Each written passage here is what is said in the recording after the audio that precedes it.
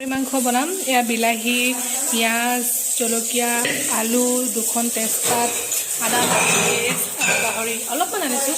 আৰু লগতে এইখিনি অকণমান লাই আনিছোঁ এই গোটেইকেইটা মিলাই মেলি বনাম আৰু আজি আমাৰ ডিনাৰ সাজটো